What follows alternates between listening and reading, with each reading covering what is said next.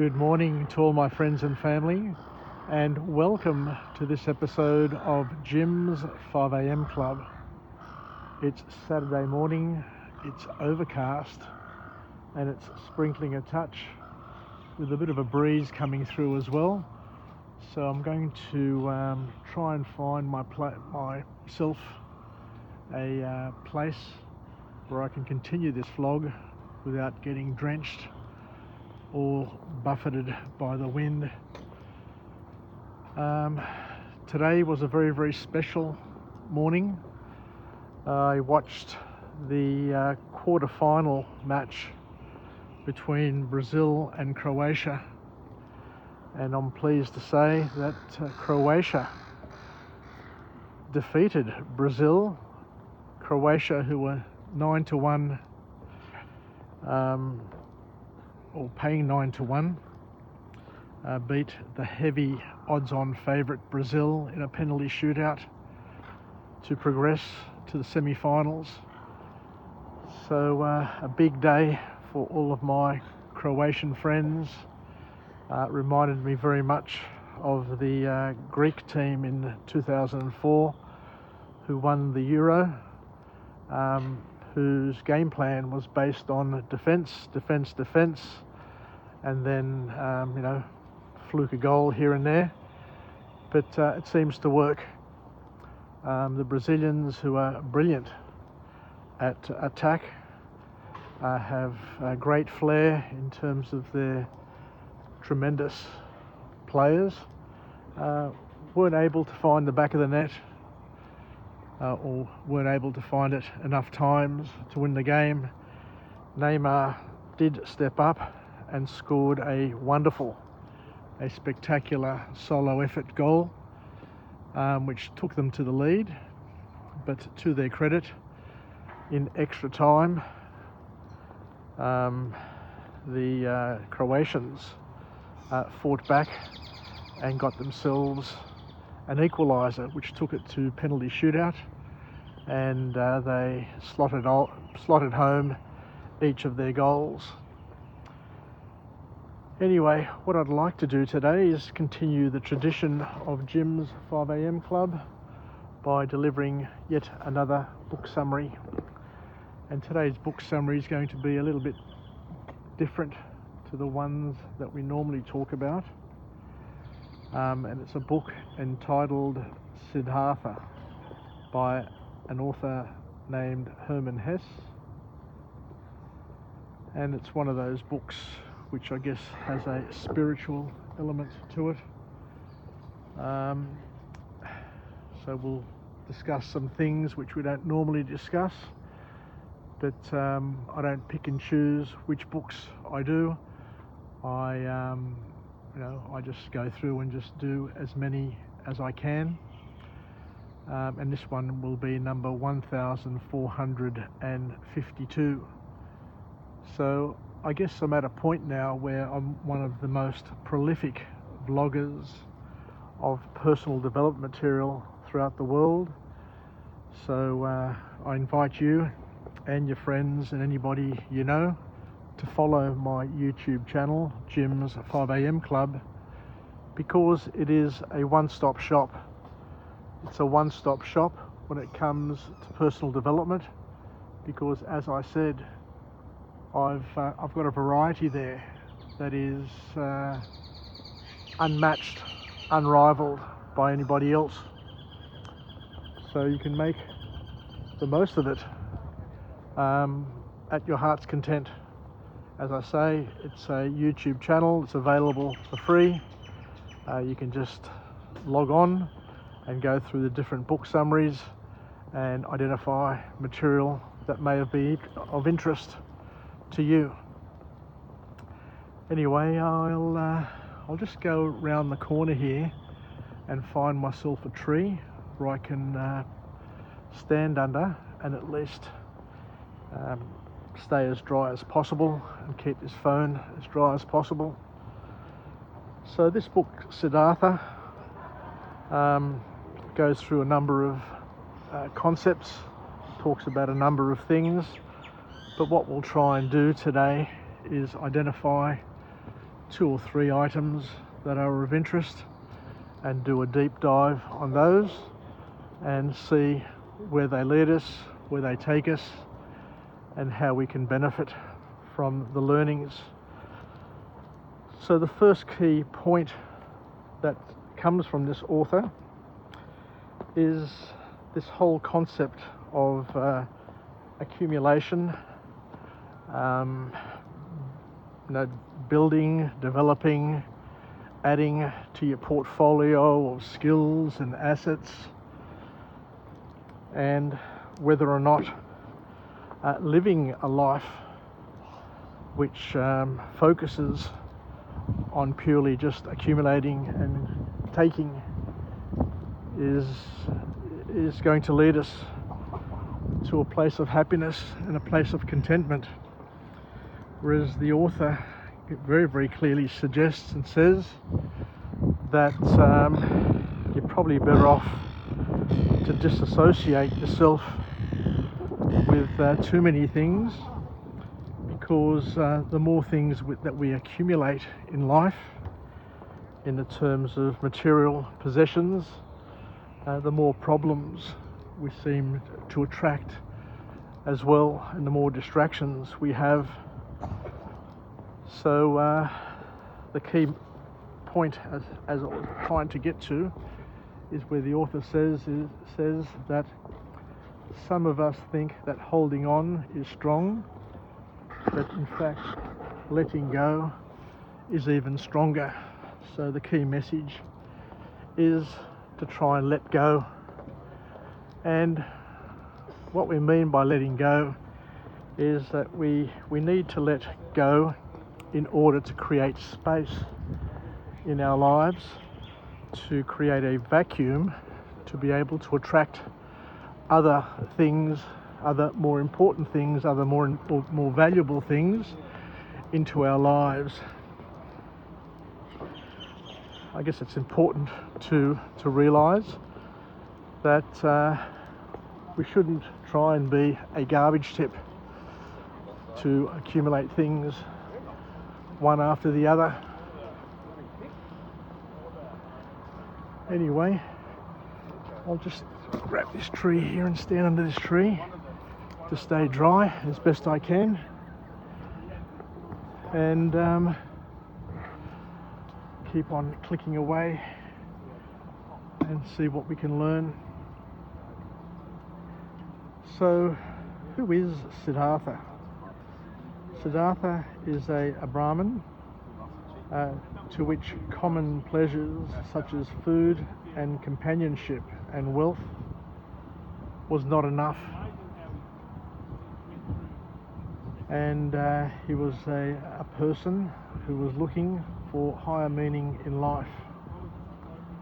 And as we're saying here, the call to action is, or the key message to come from this author, is the journey, the moving away from wealth to a humble life where one gets to experience life's contrasts, which helps lead to fulfillment, and you get to learn more about yourself.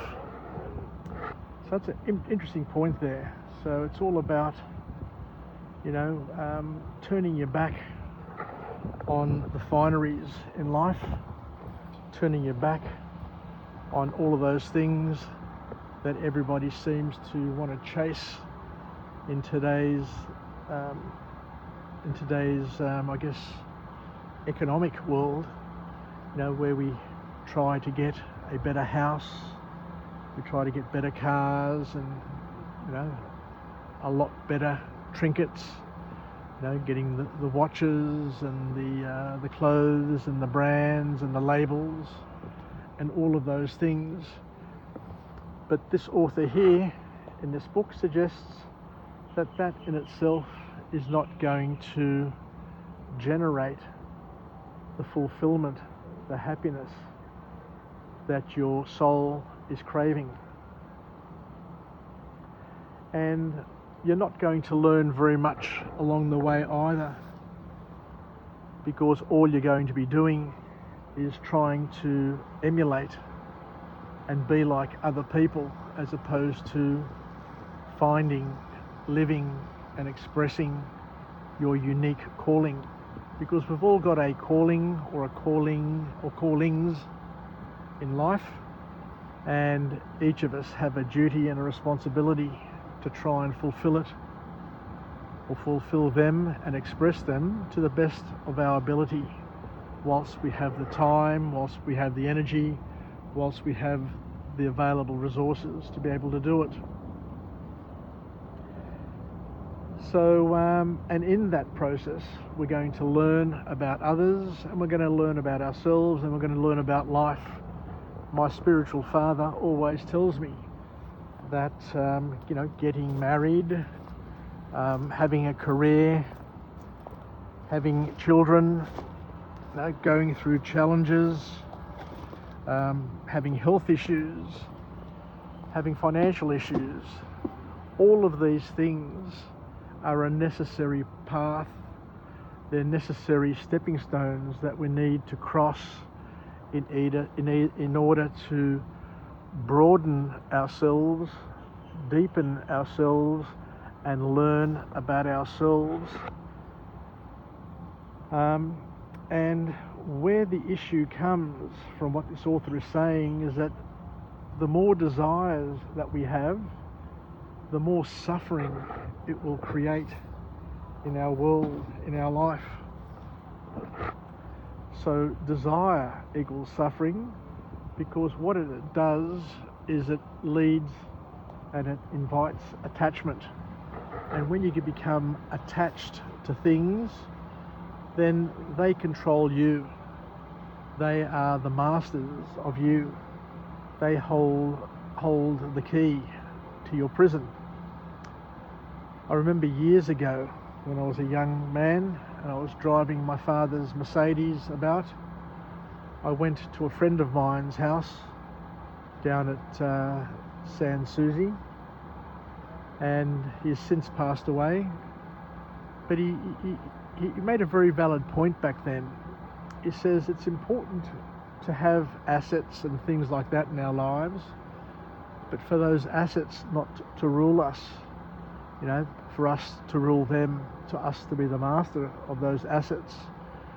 And he says that when you've got an expensive car, like the car that I was driving back then, a Mercedes 450 SEL, top of the line, he says that you can't park that car anywhere. You need to garage that car, you need to wash it, to polish it, to look after it. Because if you don't look after it and it gets damaged, then it costs a lot of money to get it fixed. And you're forever worried, you're forever concerned, you're forever trying to protect that asset. And the more you attach yourself to it, the more it becomes part of your ego, and the more it defines who you are, and it limits you. I have lots of friends who have expensive cars, and I say to them all the time that you're far more than your Porsche, you're far more than your Ferrari, your Mercedes, your Rolls Royce. Those vehicles, those assets, are limiters in your life. They're just going to put you into a pigeonhole and keep you there. Whereas if you don't have the assets, then you're not limited or defined by those assets, and you can live a life as you choose, without having people, as I said before, pigeonholing you and making generalizations in terms of who you are, and what you represent. Because at the end of the day, let's get this straight, where you live is not as important as how you live and who you live with, and whether or not those people love and respect you. The car you drive does not define who you are. The job that you have isn't something that really defines you, because it's only the thing that you do in order to make some money. I remember at university, at Sydney University, sitting in the lecture theatre there during an accounting class, and the lecturer got up and said, he says, guys, I want you to understand one thing, that it's important, yes, to get your degree, it's important to pass and to start working, but your work will not define who you are. He says it will only be your meal ticket. It will only provide you with enough money to pay your rent, to buy a car, to buy some clothes, to put some food on the table, to have a modest sort of lifestyle. Now, you're not going to become a billionaire by being an accountant. You're not going to be supremely wealthy. So you need to do other things in your life to bring balance and to define or to help shape who you are and to bring fulfillment to you as well. Because at the end of the day, you suffer if you're focusing on the things that you don't have.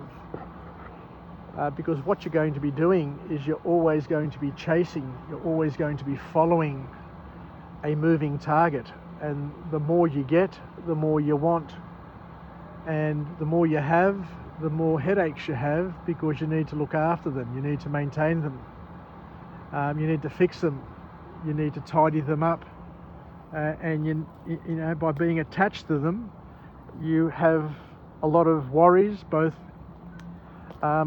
conscious and subconscious. The subconscious challenges are the ones that are going to cause us the greatest grief, because we can't see those subconscious thoughts, we can't put our finger on them, we can't manage them, because they're just popping up over and over again.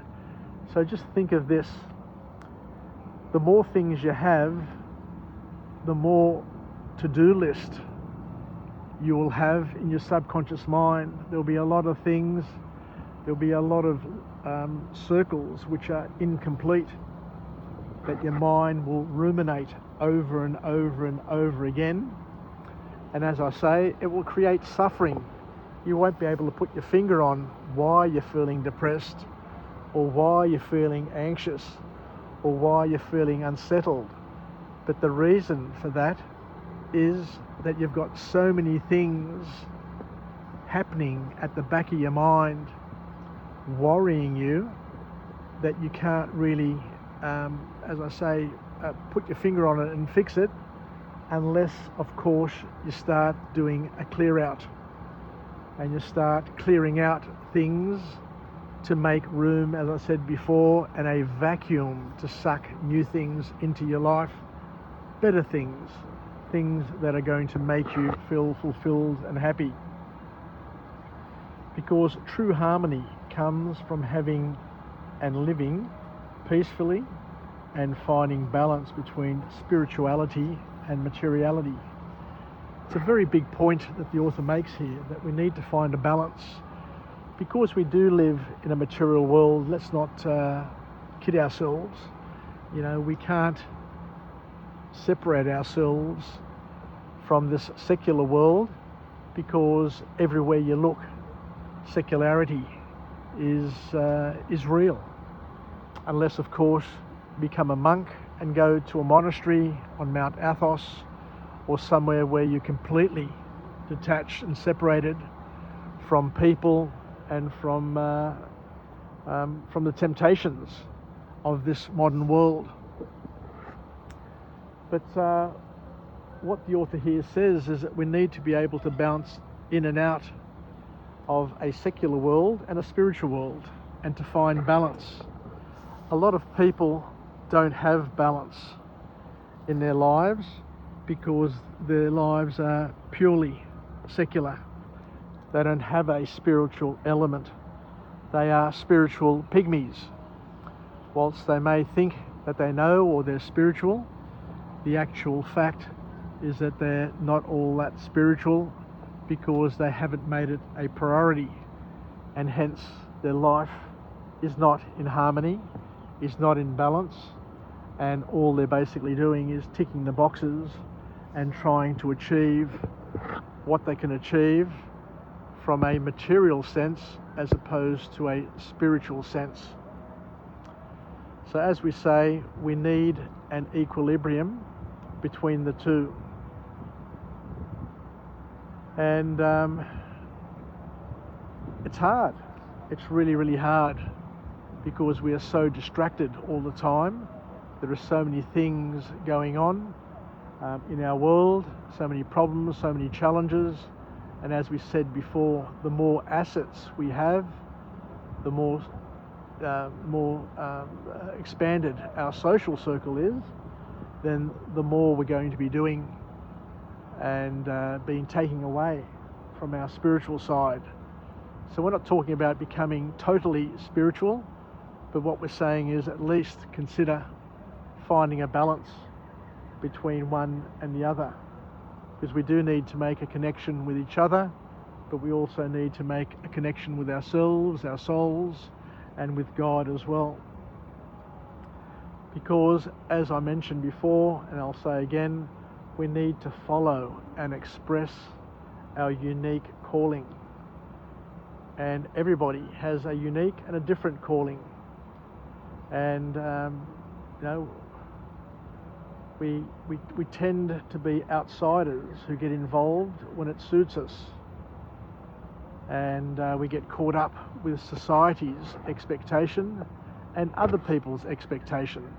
We have lots of other people who are setting the pace, setting the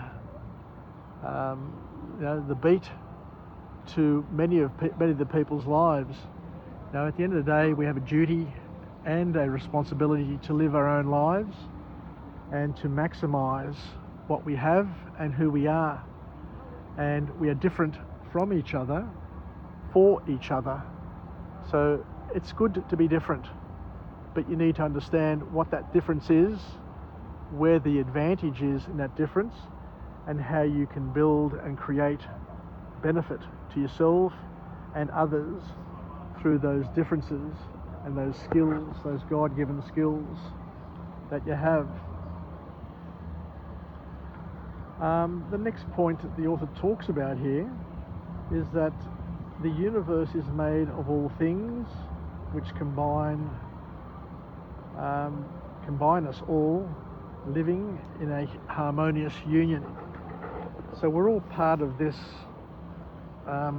organism, this creation, which involves us, involves others, involves animals, plants. We are all in it together, and we're all in it for each other.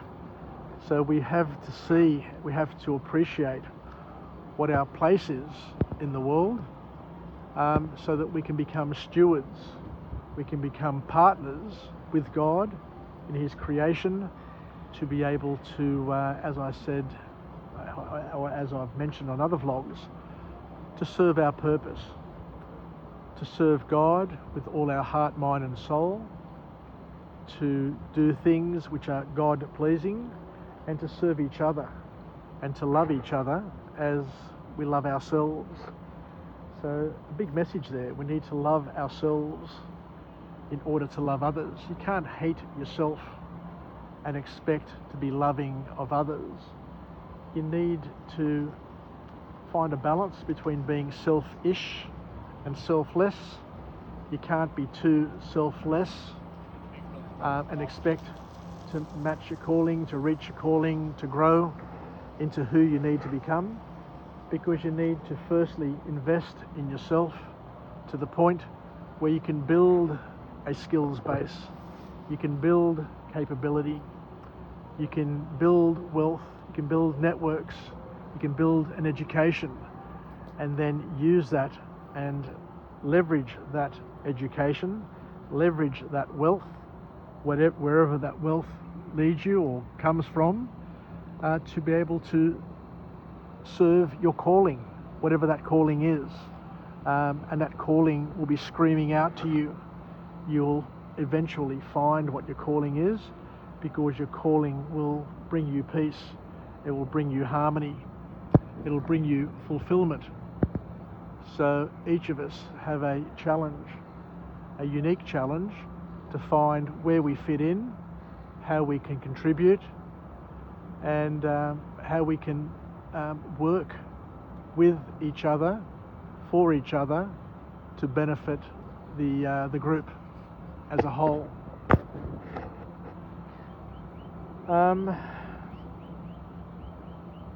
So the author also goes on to say that we're all going to encounter different experiences in our life that will change our world and will change our worldview. So once again, we need to take that into consideration. And I'll just start walking towards work, otherwise I may be late. I've got about 5 minutes to head around. I should make it in time. So what else does the author say here? And then the author here talks about the importance of understanding that we are made up of a body and a soul.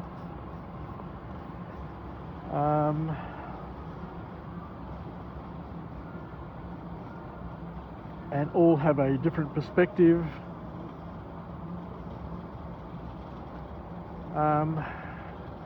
And he talks about the fact that animals and man have a body and soul. But I just want to add something that I learnt the other day from a Christian perspective. That yes, animals have a soul, but their soul is a different soul to the soul that man has, or humans have. Because in the Old Testament, and we'll take the scriptures as our source of information, God made animals and plants through a commandment, but man was made through God's personal exertion. He took the soil and he molded man through personal exertion, and then our soul came from the breath of God, the kiss of God. So the spirit that we have is an intelligent soul, which is different to an animal soul. So when an animal dies, its soul ends there, its spirit ends there. Whereas when a man dies, the spirit continues, as it is God's gift to mankind. So just something to think about, because a lot of people seem to think that animals and people are the same, but they're very not the same. They're very different from each other, and we have different purposes. We were created differently for a different purpose. Anyway, I think I'll leave it there. So thank you very much for joining me on this morning episode of Jim's 5 a.m. Club. As I say, it's been sprinkling a bit. It's not too bad. I'm just heading off to work. I'll be finished at about 1 or 2 o'clock today. And I wish you all a wonderful Saturday. I can't wait to see how Argentina and the Netherlands finish up. I do have a feeling that Argentina are going to get knocked out as well. And it's a paradigm shift in the world of sport. I think people need to realise that South American football is not what it used to be, and the European Football League, or European countries, have advanced at a far greater rate than what the South Americans have. But time will tell. I could be proven wrong, but one thing for sure and for certain is Brazil is out, being booted out today by a wonderful defensive display by Croatia, who could go on to win it. Who knows? Anyway, we'll chat again. I look forward to coming to you again from a different place with a different message of empowerment, where we can take OPE other people's experiences and incorporate them into our inventory of life hacks and skills. Take care everybody, yasas, and bye for now.